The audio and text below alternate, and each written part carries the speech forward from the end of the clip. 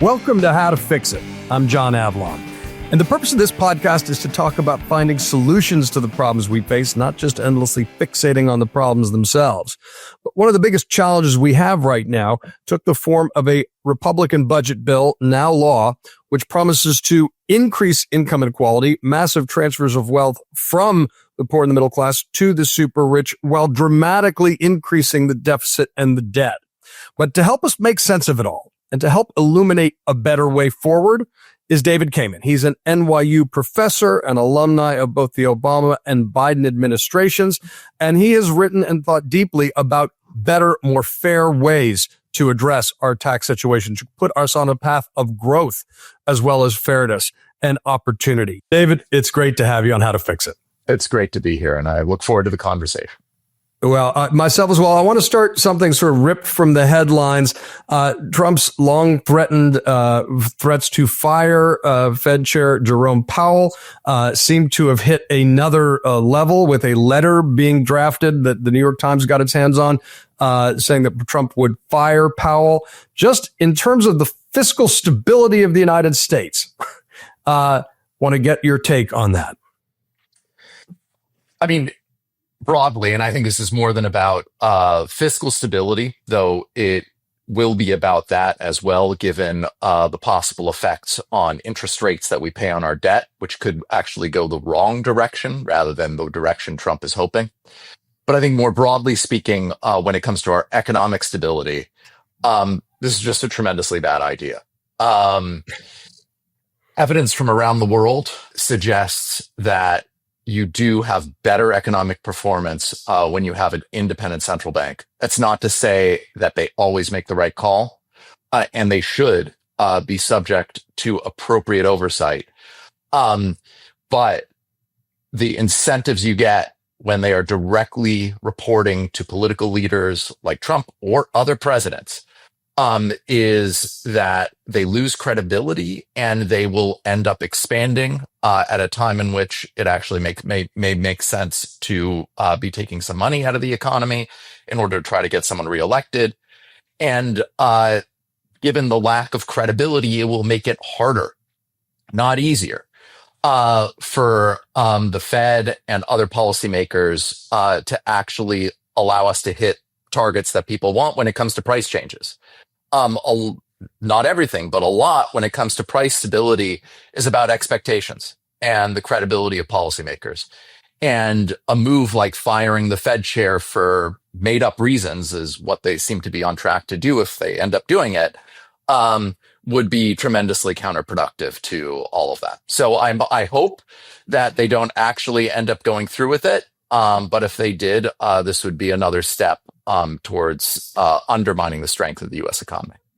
It's just worth repeating that so much of the full faith and credit of the United States, of any nation, is based on trust. And that trust is solidified by an independent central bank that seems immune from partisan politics. And what Trump continues to threaten overall is to remove sort of nonpartisan experts to replace them with partisan lackeys, but that will actually be counterproductive in terms of getting what he wants. Also, lest we need to remind folks, Jerome Powell was first appointed by, wait for it, Donald Trump in his first term. So this is a Joe Biden kept him in place for reasons of stability to try to get us out of this hyperpartisan cycle. Same as Chris Wray at the FBI, but Trump's standard seems to be fealty. And that is contrary to what international markets need, especially we'll keep an eye on the bond markets, but America's credibility is being undermined, and that will have real costs for Main Street Americans. Exactly. And I mean, just in terms of the title of your podcast, it is breaking something that has been fundamentally good for our economy. I think, the Fed appropriately needs to look at itself and figure out ways that it can do better over time. The Fed has, of course, like all institutions, made mistakes at times, but the idea of an independent Fed that is trying to look objectively at where we are, at where the economy is, leads to lower interest rates, not higher interest rates over time, leads to lower inflation, not higher inflation over time. And when it gets really scary and dangerous is when markets lose faith in the credibility of the political leadership and the central bank to maintain price stability. In coming out of the pandemic, one asset we had, and no doubt, like inflation went too high as a reason for a variety of reasons, but one tremendous asset we had was the credibility of the Federal Reserve and the markets believing the Fed would get inflation back down. It's part of the reason inflation came back down. Firing the Fed chair would undermine that looking ahead. And it's tremendously counterproductive even for Trump's own agenda, even if they may not see it. Sometimes people have a way of creating the thing they're afraid of. Let's talk about the tax implications of the big Republican budget bill that passed along partisan lines. Because it is, one of my favorite quotes about taxes, and this is your field of expertise, not mine, but is, I'm a history nerd. So Richard Nixon, of all people, said, we'll never make taxation popular, but we can make it fair. And it goes to issues of fairness. And there is a sense that, the system in place has not been fair. We have seen the erosion, the squeezing of the middle class over a period of decades. The super rich getting richer. And a sense of unfairness and frustration around that. Not that, America is a country where the goal of getting rich, is motivational and is part of an economic opportunity society, which we should be and which we always have been. But some of the analysis I've done, and I want you to give us your analysis, that Bill shows that literally, the money will be taken, in total from the bottom quartile of America's population, and gains given disproportionately to not just the upper quartile, but sort of the upper, I hate using the phrase 1%, but those who disproportionately get the benefits. What is your read on sort of the fairness of this tax bill that has been pushed through and now is law, in terms of healing, exacerbating or healing America's economic divides, which is an issue of stability in our democracy? Yeah. So unfortunately, this bill goes the wrong direction along several key fronts in terms of what we want from our tax system. It will not give us enough revenue to pay for the government we have now and the government we should have. It will make divides between the top and the rest even wider than they were before and rewards those who do not need it. It will also complicate the tax system, reward specific professions, specific kinds of activities when there's no good reason to do it while effectively penalizing others. It will undermine abiding by the law in terms of like where Republicans are going, the undermining of the IRS, which is sort of a part of this. And so overall, when you put that all together, it is a bill that will help destabilize our fiscal situation while making the tax system worse along a number of dimensions. Just to give a few, to dive into that some. Yeah. Let's take the top 0.1%, those making over about 4.8 million a year, as of next year. They'll see a tax cut of approaching $300,000 in 2026 all in as a result of this bill. Let's take a typical family. If you just look at the tax provisions alone, they would get only about $1,800. And as a share of their income, that is, even when you put it in those terms, it's lower. For the bottom, say, the bottom 40% of the population, they get less than 10% of the total tax cuts. Now, it gets worse than that, and that's bad. That's because of other elements of this bill and also what's going on outside the bill itself. As I think you've covered in parts of your program, the cuts to Medicaid and food assistance mean that those who are most vulnerable don't just get, a very small amount. They actually lose on net from this bill. There is a transfer from them. And then when you take into account the tariffs, the about $2.5 trillion in tariffs over 10 years that Trump has through executive action now put in place, that then takes families who are already losing and makes them lose even more, takes away much of the tax cut for the middle and still maintains a tax cut for the top. There's also provisions throughout this bill, which we can discuss, that make the tax code more complicated in a variety of unfair ways. So you put that all together, it is still a significant increase, trillions of dollars of increase in our federal deficit. And, what for? For delivering tax cuts that disproportionately benefit the top of the population. So let's talk about some of those specifics. You mentioned provisions, and I'm a big simplification guy, right? I mean, and this does the opposite, as you point out. What are some of the specific professions that are benefited?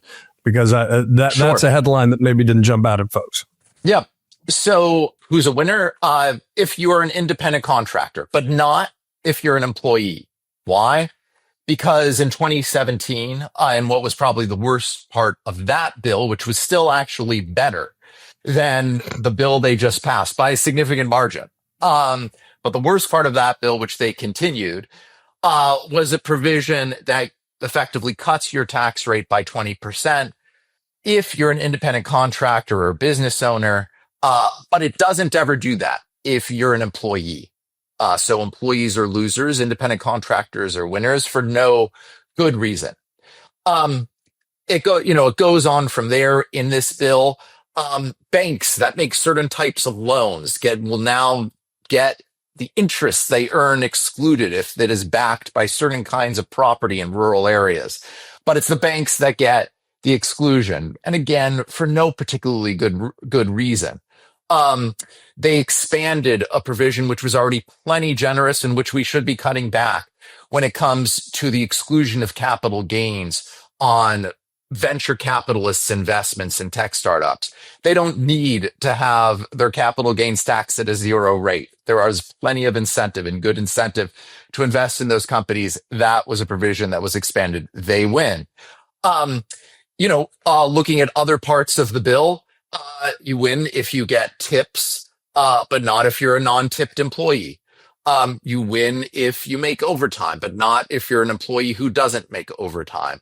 You win if you deduct interest on a new auto purchase, but not if you're not buying a new car. We can talk about how much each part of the population should pay in taxes, though we need overall for people to pay more to finance our government. But these kinds of provisions unfairly complicate our system, create winners and losers in ways that simply doesn't make sense. And I will say there were many bad parts of the original 2017 law, but on this front, it was actually better. They did one bad provision, the provision which rewarded independent contractors, but they did in other parts of the code try to treat people a little more equally. This bill goes in actually the opposite direction along that dimension. Yeah, more loopholes that all are weighted one way. And then, of course, I think we're all should be, hip to the fact that Republicans only give a damn about deficits and debt when Democrats are president.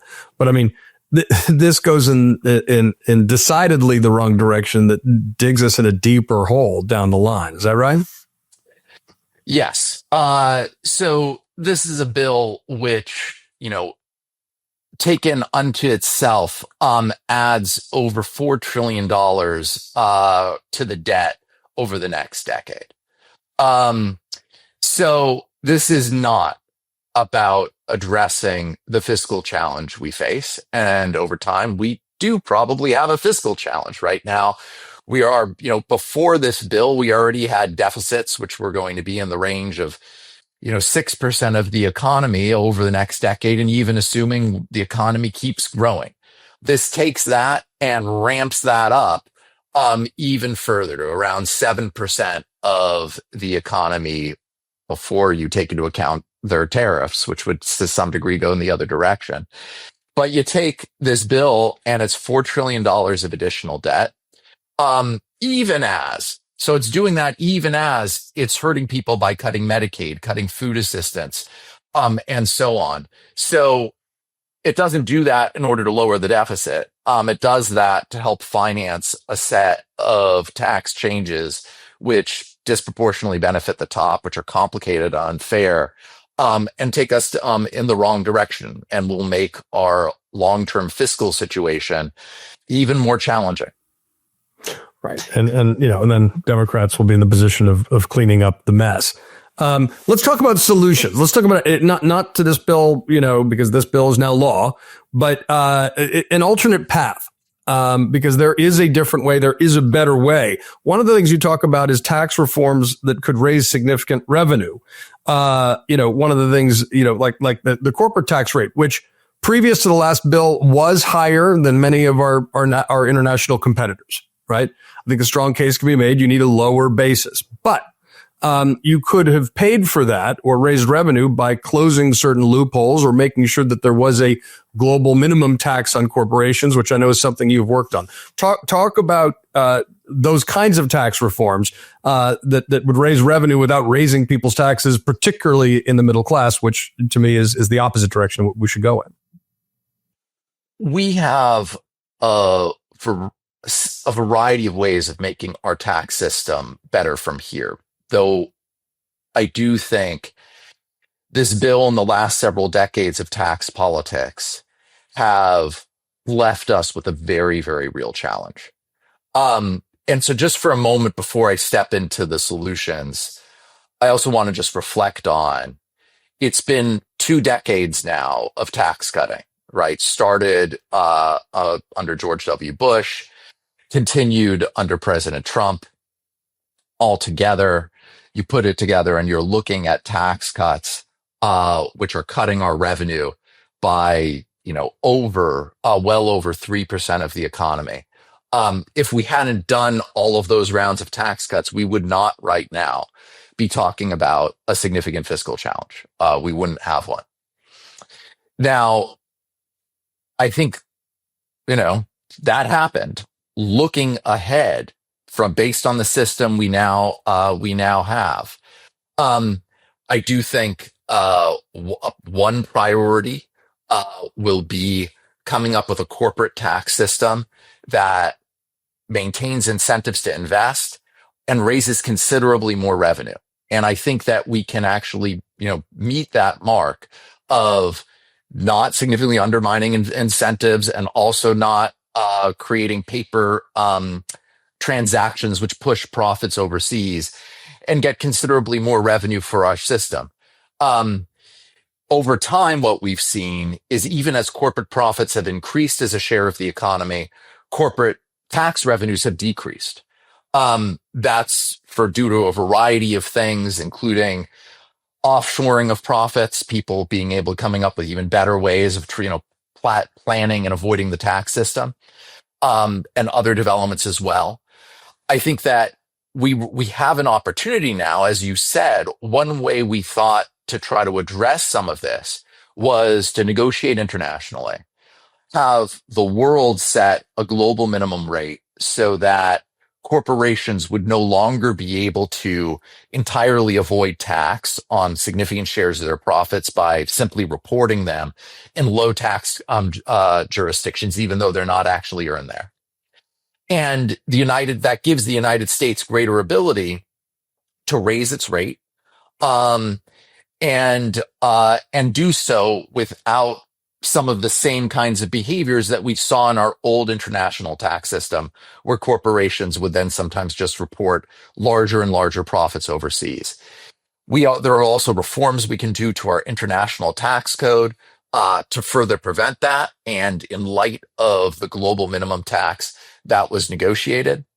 So I think that there's real opportunity to, raise revenue that can raise $1 trillion, $2 trillion over a decade. And that can help.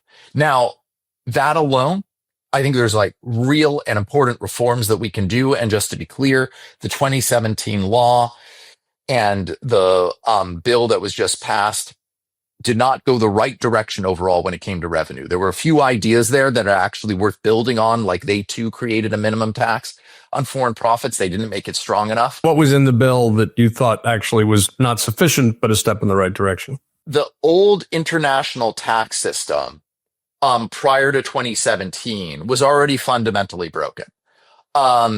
Now that in part came about because of policymakers' own choices. They created it. And what they had done was they allowed corporations to not pay tax in the United States if they didn't repatriate the funds to the United States, which allowed big corporations just to build up large amounts of profits they would hold overseas. They made it even worse by giving them some tax holidays where they said, oh, now bring it back. We'll give you a really low rate if you bring it back in this year. And then the corporations sort of saw that and decided, we'll never bring the profits back unless you give us a holiday. And that's why we got, $2 trillion built up overseas. And it was a system that made absolutely no sense. So, to give some credit to the 2017 law, and Democrats were making some of the same plans. They got rid of that old system. They taxed some of the old profits. They should have done it at a higher rate. They created a minimum tax, which said that if you reported profits at a really low rate overseas, we'd still tax it. They didn't do it at a high enough rate. They didn't do it at a high enough rate to actually fully incentivize people to bring profits back here and to tax them, in a way that avoided some of the loopholes. But some of those basic structures actually made some sense. And that was in part, we then in the global deal negotiated a global minimum tax, going along a sort of similar dimension, even if it's different and more robust. So all of that are ways that we can tax corporations more, and do so in ways that, goes at some of the paper transactions that corporations will engage in to simply report profits overseas when that's not where their profits are actually earned. But I think, look, that will be part and should and hopefully will be part of the solution. I think that we're also going to need to make real changes to our individual income tax code. Go on. We can do a lot of good by taxing the top more equitably, pulling back some of the tax giveaways that were given to them in these bills, such as the special deduction for business owners. There are reforms that we need to do in order how the very, very rich are taxed on their capital gains. And that can also take us a significant way towards a fairer tax system. But I also think on top of that, in order to actually finance the government we have and the government we should have, reforms are probably going to, should go beyond that and go beyond the very top. And one way that the Republicans right now have boxed in good policymaking is they put on the table a set of tax cuts, some of which benefit the very, very top, but some of which also benefit those toward the top, but not at the very, very top. Democrats don't run on them because, Democrats, I think rightly, are focused on making critical investments to grow the economy, expanding healthcare and so on. But Republicans enact them. And then a pattern has been, and this happened back in 2013, we continue 80% of their tax cuts. And that's a dynamic that creates real challenges, because in the end, solving our long-term fiscal challenge will mean getting more from corporations, getting more from the very, very top. But given the ways they have undercut the tax base, it will require either getting more from people beyond the very, very top, or alternatively, more of the kinds of cuts that the Republicans have now begun putting on the table. And they're bad. So I think, long term, we're going to have to come to terms with that. The final thing I would say is, the Republicans have begun to put on the table their vision of what it looks like paying for the government. And it means lower and middle class families losing, right? They are now putting on the table Medicaid cuts and SNAP cuts and tariffs, $2.5 trillion of tariffs. So that's a middle class tax increase. And they're putting on the table a vision of financing the government. I hope progressives can put on the table a vision of financing the government that's a lot better than that. And it should involve corporations, high income individuals paying a lot more. But I think it's also going to hopefully, it will need to involve over time a broader reform to our tax system. To me, part of the virtue of simplification is closing loopholes that can raise more revenue, loopholes that have been larded up by lobbyists. Because I do think the middle class's purchasing power, its ability to rise, has been so burdened. I think we need to reorient our approach to rebuilding the middle, right? And, encouraging investment, economic investment. What are some specific loopholes that you think should be top tier that we should close? Just commonsensically hard to oppose. The loopholes for the very, very top. The loophole that allows people to entirely erase from the tax system their big gain on investments. That's step up in basis at death, as it's called in the tax lingo. And it's a loophole or policy of choice that we have in our system that dramatically benefits the very, very top, in terms of, people who own large assets outside of a retirement fund. It's a pretty limited population, and it's highly, highly concentrated at the top. And, considerable planning goes into making sure that your assets don't ever face taxes in terms of the huge gains you get on them. So that's like at the very top, dealing with that in one way or other. And there are a variety of ways you can try to deal with it, is critical to effectively taxing the very, very top of the wealth spectrum in the United States. So that's sort of number one. And there, if we don't effectively deal with that, it becomes much, much harder to tax them on those gains. Just because even if you raise the tax rate, people have ways of avoiding it. So that's sort of at the very, very top, probably the most important.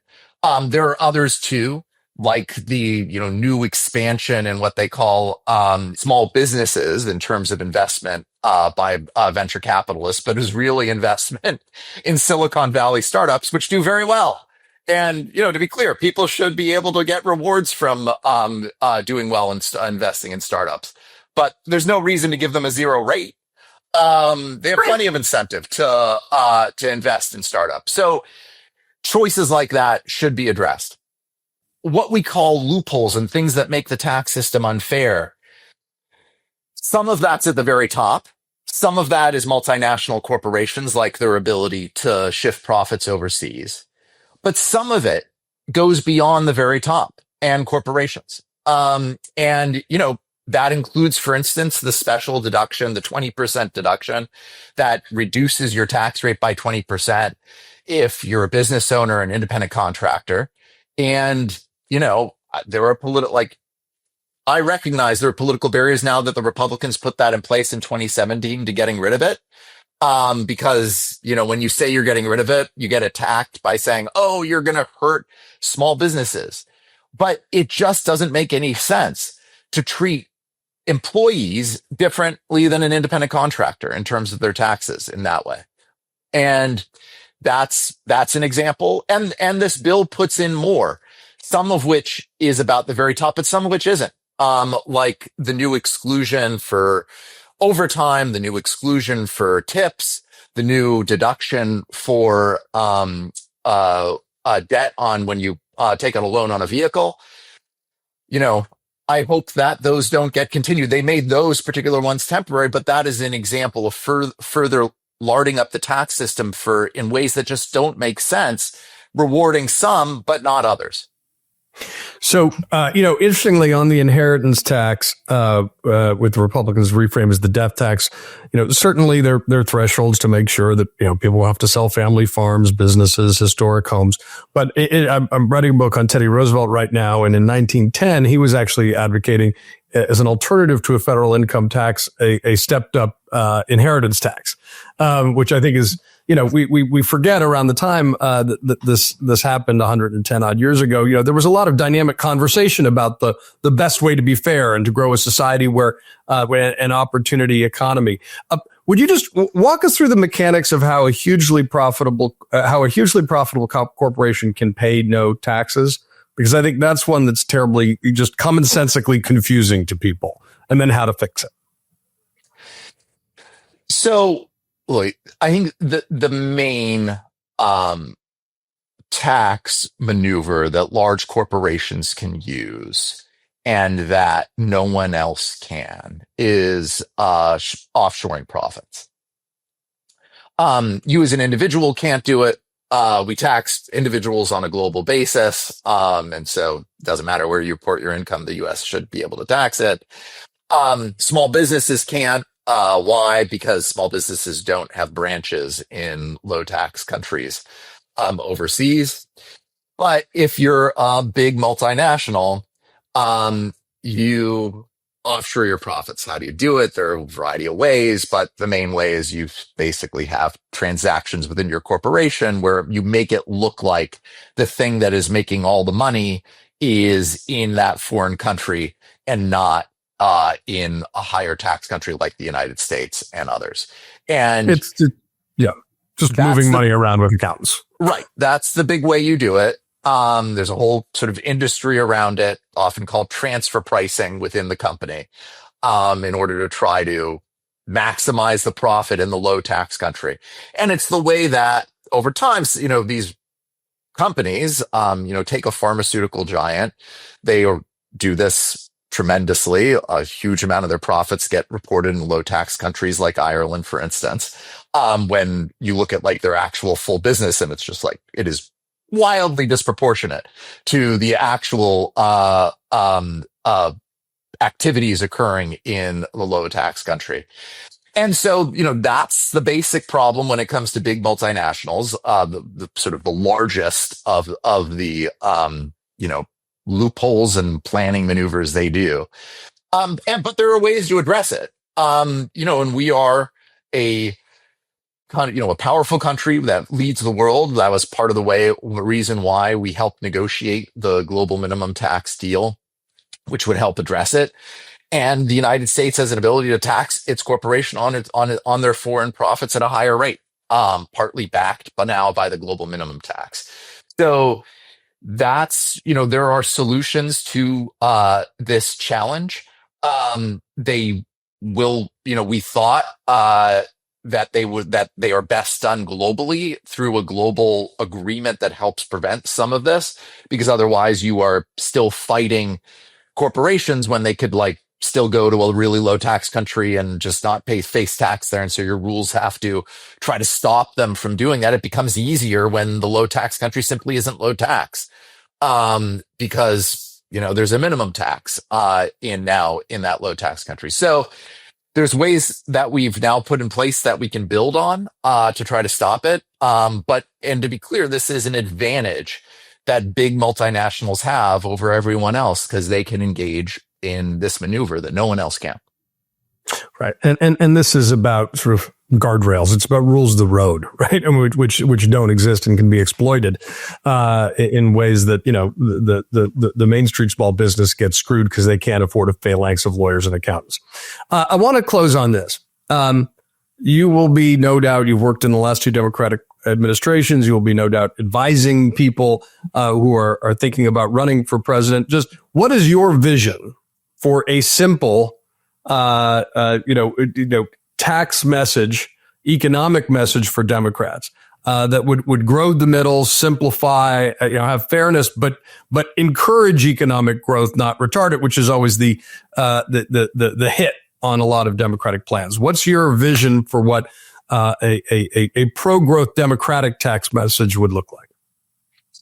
So number one, we should be lowering costs for families. And right now, given what the Trump administration has done, there is a way to do that, which is to eliminate the tariffs that they have unilaterally put into place and are going to raise taxes on families by $2.5 trillion over the next decade.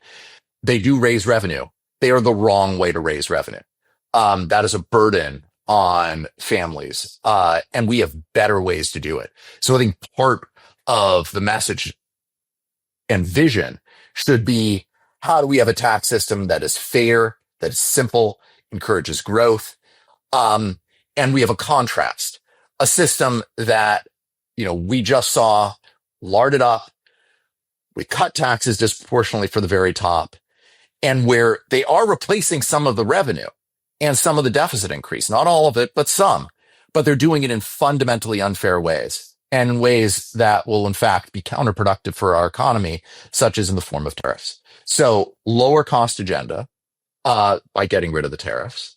I think an agenda that says, yes, we do have ways of making sure that the very top and large corporations pay what they need to and should, while maintaining incentives to invest. And there are ways to do that. Global minimum tax, reforming our international system, raising the corporate tax rate, addressing long-standing issues like the fact that the very rich can entirely eliminate their capital gains.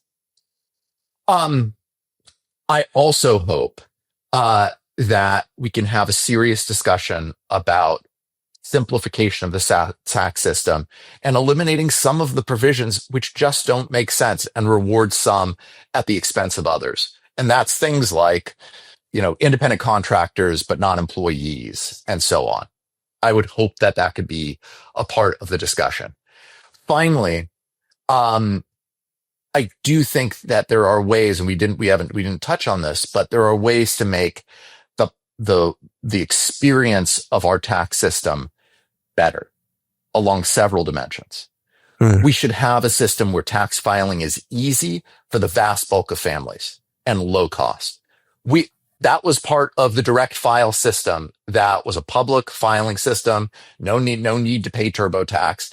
That was being piloted and got rave reviews from those who used it. The plan was to expand it. It is now being eliminated. That should be put back in place. There are for the vast bulk of families that can work. We should have an IRS that is fairly enforcing the law and is able to do so effectively, even when it comes to the top of the income spectrum, the most sophisticated taxpayers and large corporations. That is going the wrong direction. So I also think that a final aspect of this reform, of any good reform, should be a system where Americans, when they experience it, when they file, if they ever, face enforcement, they come away thinking the system actually works well and is fair. And that is not the direction we're right now going. Works well and is fair. What a crazy, crazy concept. I mean, you look at all the ways common sense has been undercut and undone in this bill, the way it will exacerbate, it dramatically increase, income inequality, which undercuts the idea of the opportunity society while deeply massively increasing our deficit and debt. This is a lose-lose that flies in the face of common sense. And David Kamin, NYU professor, Obama and Biden alumni, thank you for your work. We thank you for your insights, and thanks for joining us on How to Fix It. Great to be here. Enjoy the conversation.